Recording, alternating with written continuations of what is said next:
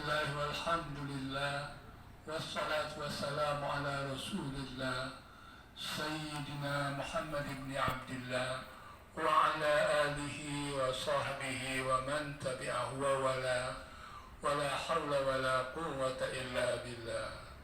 Ibu-ibu, bapak-bapak hadirin yang saya hormati, salah satu ciri yang sudah kita lakukan sebelum tiba di masjid ini, kita lebih dahulu menziarahi makam tokoh penting dalam sejarah Palembang yang disebut sebagai Aryo Dila, dan ini terkait nanti dengan Raden Fata. Mungkin pertanyaannya adalah, mengapa kita perlu, tentu tadi sudah kita dengar dari Kiai Hendra Zainuddin, tapi salah satu yang perlu kita renungkan, kita sekarang menjadi muslim sebetulnya berkat kehadiran orang-orang terdahulu. Kita sering tidak sadar itu.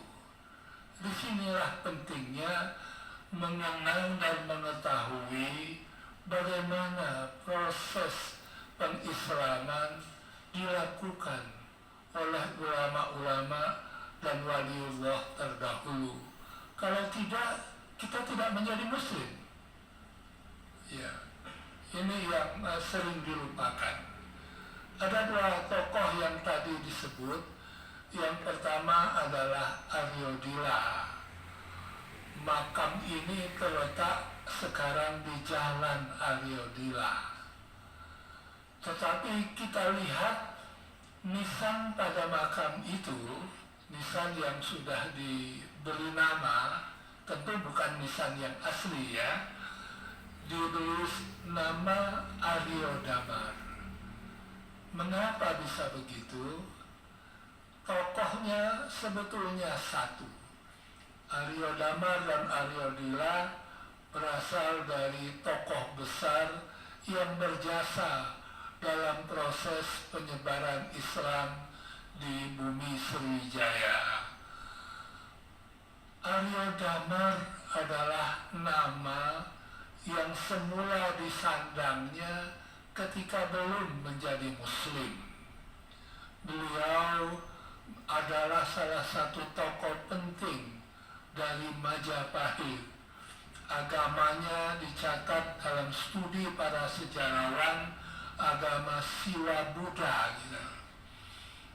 Tetapi beliau ini adalah tokoh yang leadershipnya tinggi dan semangat juangnya termasuk dalam membela Majapahit itu luar biasa. Sehingga kemudian dia ditugaskan oleh Majapahit untuk memimpin wilayah Majapahit yang berada di Palembang.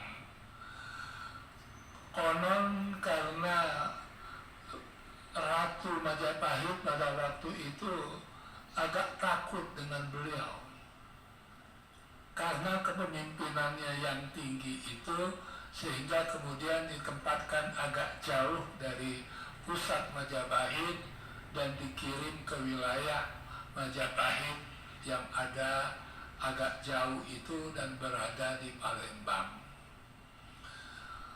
Dia dicatat tiba di Palembang itu pada tahun 1433 Masehi.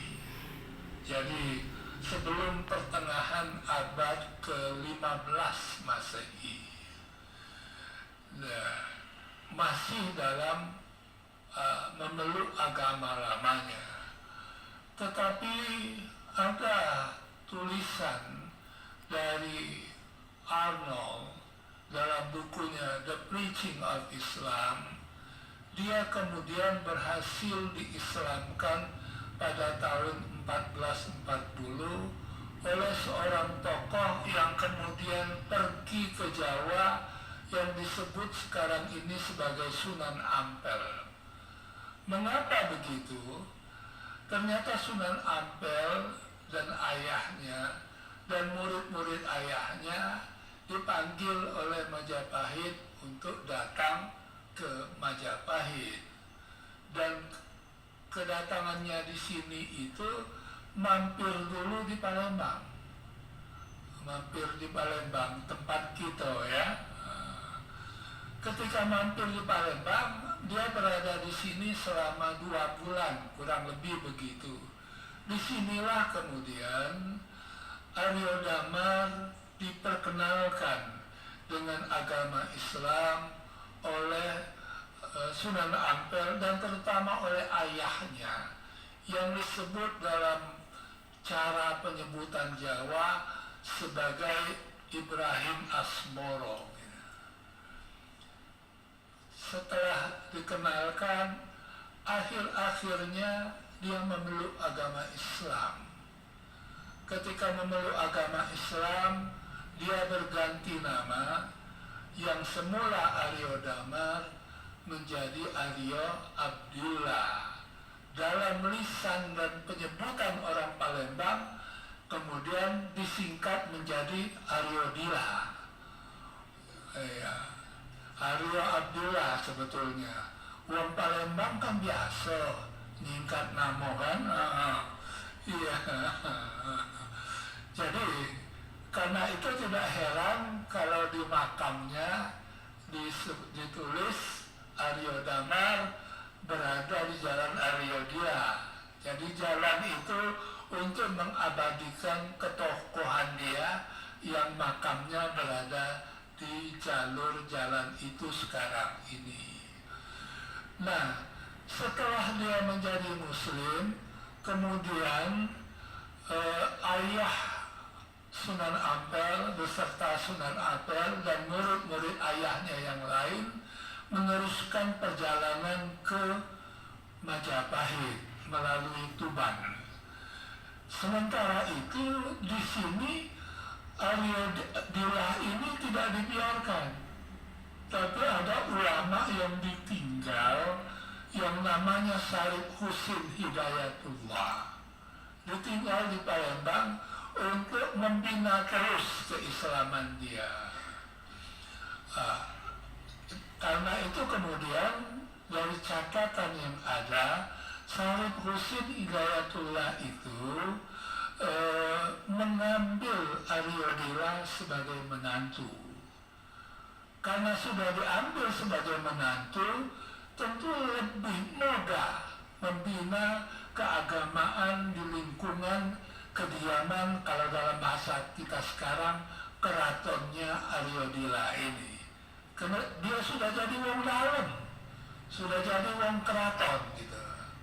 Ada lagi tokoh Palembang yang mengambil dia sebagai menantu.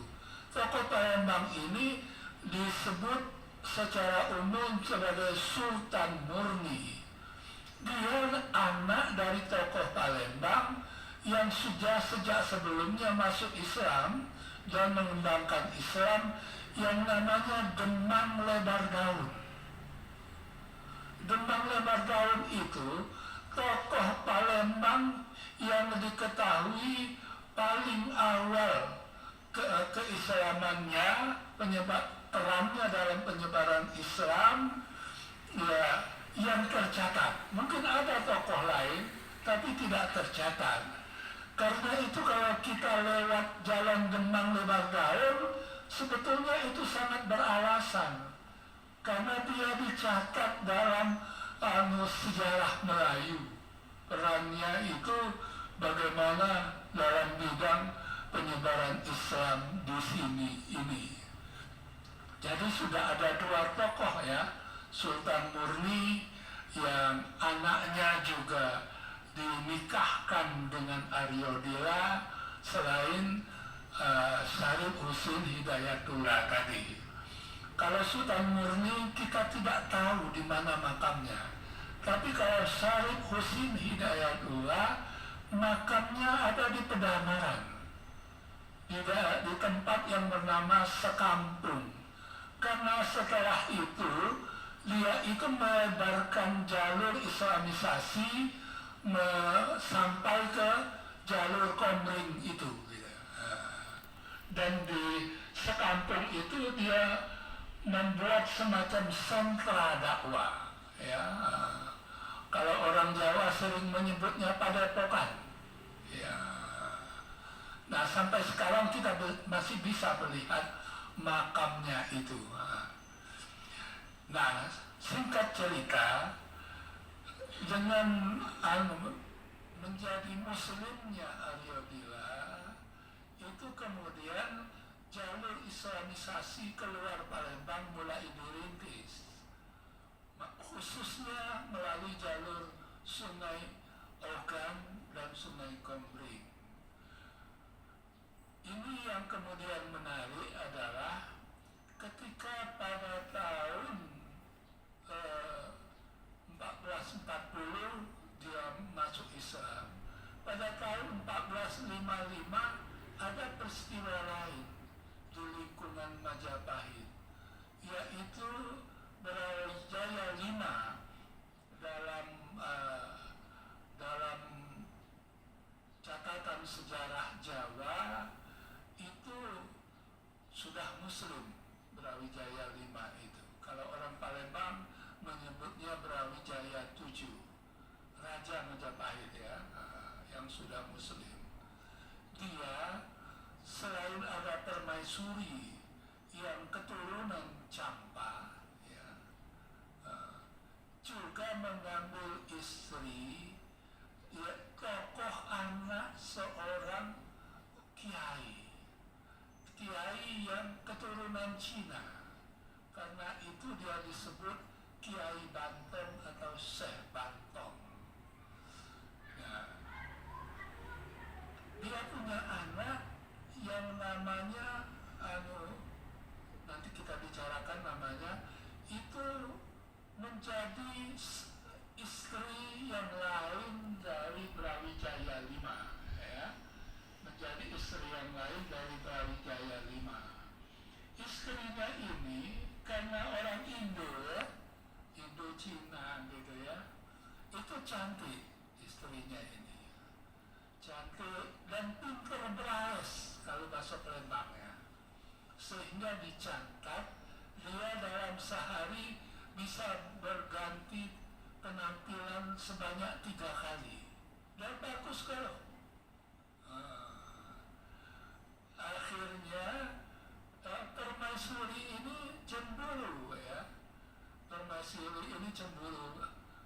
Dia minta kepada Brawijaya V, pokoknya aku minta agar diceraikan kalau bahasa Palembangnya, dan dijauhkan dari Majapahit sini. Nah, ketika diceraikan itu, ya, dia dalam keadaan hamil 7 bulan. Kebetulan Arya Bila ini sedang ada di Majapahit. Arya Bila itu dipanggil, tolong dia dipelihara, ya, akan dibekali dengan segala yang diperlukan, termasuk para pengawal, disediakan kapal khusus untuk dia, gitu kan. Dan juga akan beserta dengan dia adalah ibunya. Tolong dipeliharakan dengan baik sampai anak saya itu lahir. Oke, baik Ustaz, kita tahan sebentar. Pasti ibu-ibu yang dari tadi menyimak bagaimana kelanjutan dari perkembangan Islam pada zaman dulu hingga sampai saat ini bisa tiba di zaman ini di padat kita juga Islam yang saat ini kita emban semua amanahnya untuk kita sebarkan hingga pada saat ini. Tapi jangan kemana-mana ibu-ibu sekalian dan juga pemirsa yang ada di rumah, kita akan